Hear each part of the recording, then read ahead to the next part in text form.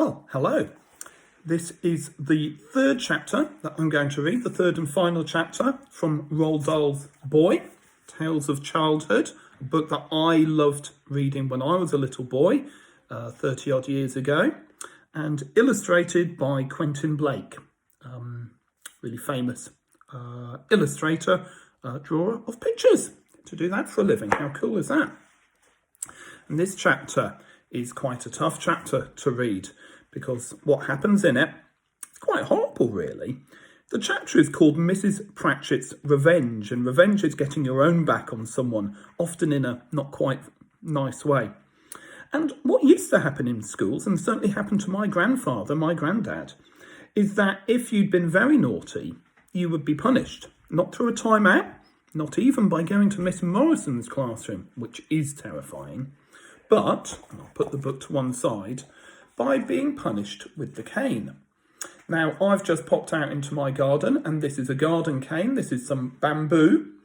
The cane wouldn't look quite like this. It would have a handle, but little boys, and little girls, but mainly boys, who'd been naughty, might be smacked on the hand, or even smacked on the bottom. I can't imagine that now. I can't imagine that would have been a helpful thing to have done, but it certainly happened once, and you need to know that for this chapter to make sense. Mrs. Pratchett's Revenge. Our form master came into the classroom with a piece of paper in his hand. "The following are to report to the headmaster's study at once," he said. "Thwaites, Dahl," and then he read out the three other names, which I have forgotten. If you remember, 5 people were taken. The 5 of us stood up and left the room. We didn't speak as we made our way down the long corridor into the headmaster's private quarters where the dreaded study was situated. Thwaites knocked on the door. "Enter!" We sidled in. To sidle is to kind of slide in, but slightly awkwardly, hoping not to be noticed. The room smelled of leather and tobacco. Mr. Coombs was standing in the middle of it, dominating everything. A giant of a man, if ever there was one, and in his hands he held a long yellow cane, which was curved around the top like a walking stick. And there we go. There we've got a picture of it, just there. "I don't want any lies," he said. "I know very well that you did it, and you're all in it together. Line up, over there, by the bookcase." We lined up. Thwaites in front and I, for some reason, at the very back. I was last in the line. "You," Mr. Coombs said, pointing the cane at Thwaites. "Come over here." Thwaites went forward, very slowly. "Bend over," Mr. Coombs said. Thwaites bent over. Our eyes were riveted. They couldn't look away. They were riveted on him. We were hypnotised by it all. We knew, of course, that boys got the cane now and again, but we had never heard of anyone being made to watch. "Tighter, boy, tighter!" Mr. Coombs snapped out. "Touch the ground!" Thwaites touched the carpet with the tips of his fingers. Mr. Coombs stood back and took up a firm stance with his legs well apart. I thought how small Thwaites' bottom looked and how very tight it was. Mr. Coombs had his eyes focused squarely upon it. He raised the cane high above his shoulder, and as he brought it down, it made a loud swishing sound, and there was a crack like a pistol shot as it struck Thwaites' bottom. Little Thwaites seemed to lift about a foot into the air, and he yelled and straightened up like elastic. "Harder!" shrieked a voice from over in the corner. Now it's our turn to jump. We looked around, and there, sitting in one of Mr. Coombs' big leather armchairs, was the tiny, loathsome, hateful figure of Mrs. Pratchett. She was bounding up and down with excitement. "Lying to him," she was shrieking. "Let him have it. Teach him a lesson." "Get down, boy," Mr. Coombs ordered, "and stay down. You get an extra 1 every time you straighten up." Telling him? Shrieked Mrs. Pratchett. That's telling the little blighter. I could hardly believe what I was seeing. It was like some awful pantomime. The violence was bad enough, and being made to watch it was even worse. But with Mrs. Pratchett in the audience, the whole thing became a nightmare. Crack went the cane. Yelled the Thwaites. Harder! Shrieked Mrs. Pratchett. Stitch him up, make it sting. Tickle him up good and proper. Warm his backside for him. Go on, warm it up, headmaster. Thwaites received 4 strokes. And by gum, they were real whoppers. Next, snapped Mr. Coombs. Thwaites came hopping past us on his toes, clutching his bottom with both hands, and he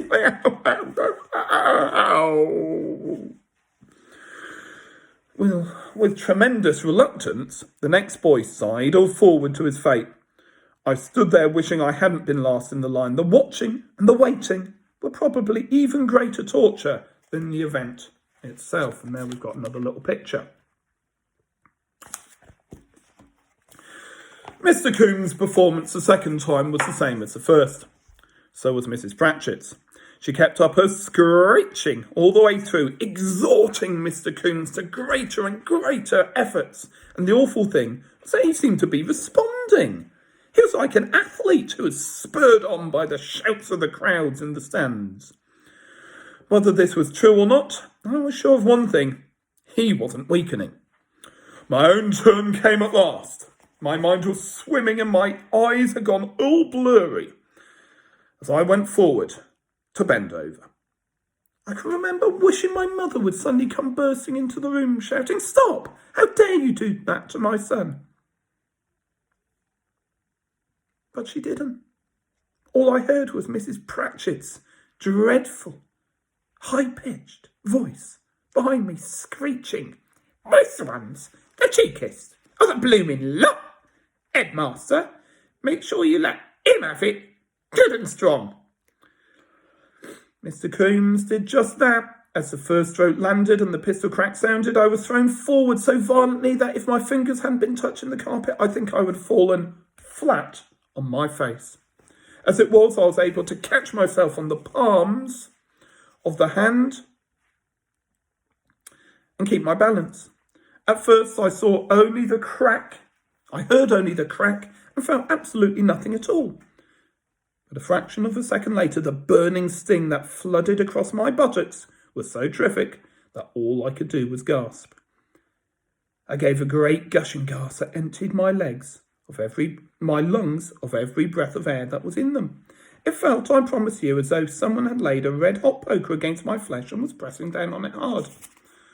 The second stroke was worse than the first, and this was probably because Mr. Coombs was well practised and had a splendid aim. He was able, so it seemed, to land the second one almost exactly across the narrow line where the first one had struck. It is bad enough when the cane lands on fresh skin, but when it comes down on bruised and wounded flesh, the agony is unbearable. The third one seemed even worse than the second. Whether or not the wily, cunning Mr. Coombs had chalked the cane beforehand and had made an aiming mark on my grey flannel shorts after the first stroke, I do not know. I'm inclined to doubt it because he must have known that this was a practice much frowned upon by headmasters in general in those days.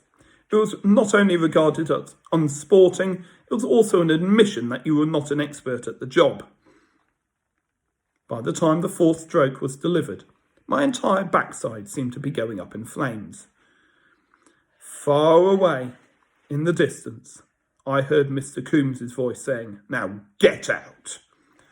As I limped across the study, clutching my buttocks hard with both hands, a cackling sound from across the room, from the armchair over in the corner, and then I heard the vinegary voice of Mrs. Pratchett saying, "I am much obliged to you, Headmaster, very much obliged.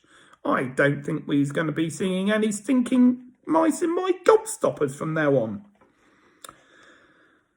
When I returned to class, my eyes were wet with tears and everyone stared at me.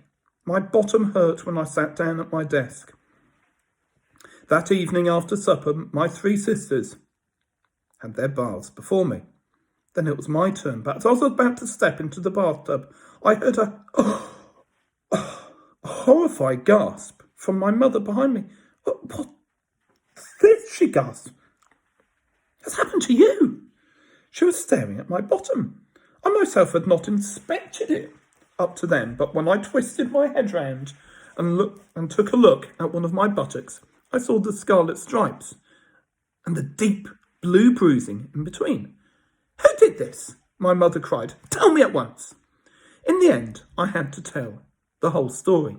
Well, my 3 sisters, aged 9, 6 and 4, stood around in their 90s listening goggle-eyed. My mother heard me out in silence.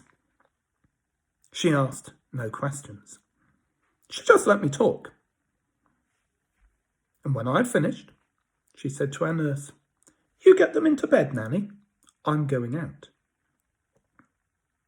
If I had the slightest idea of what she was going to do next, I would have tried to stop her, but I hadn't. She went straight downstairs and put on her hat. Then she marched out of the house, down the drive and onto the road. I saw her through my bedroom window as she went out of the gates and turned left, and I remember calling out to her to come back, come back, come back. But she took no notice of me. She was walking very quickly, with her head held high and her body erect. And by the look of things, I figured that Mr. Coombs was in for a hard time. About an hour later, my mother returned and came upstairs to kiss us all goodnight. Wish you hadn't done that, I said to her. Makes me look silly. They don't beat small children like that where I come from, she said. I won't allow it. What did Mr. Coombs say to you, Mama? He told me I was a foreigner and I didn't understand how British schools were run, she said. Did he get ratty with you? Bad-tempered.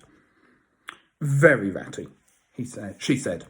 He told me that if I didn't like his methods, I could take you away. What did you say? I said I would, as soon as the school year is finished. I shall find you another school, she said. Your father was right. English schools are the best in the world. Does that mean it will be a boarding school, one where you stay away? It will have to be, she said. I'm not quite ready to move the whole family to England yet. So I stayed on at Llandaff Cathedral School until the end of the summer term. So, that's the end of the 3 chapters. A horrible incident. But, in a way, Mum comes to the rescue. It's a great book. If you've got the chance to read it, it's a wonderful read. I'm 42 years of age now, and I remember reading it from when I was, 8, 9, 10, something like that, 30 years on. So, a real recommendation. And certainly at this time, even if you don't have a Roald Dahl book to hand, there's so many great books out there. It's a great thing to do, to lose yourself in books and lose yourself in reading. Helps the time pass and your imagination fly. So, check out Mrs. Greenaway reading a few books. Check out Mr. McGurr reading a few books. Check out the Oxford Owls series and everything else that we've got on our website. And we will see you in person very soon. Bye now.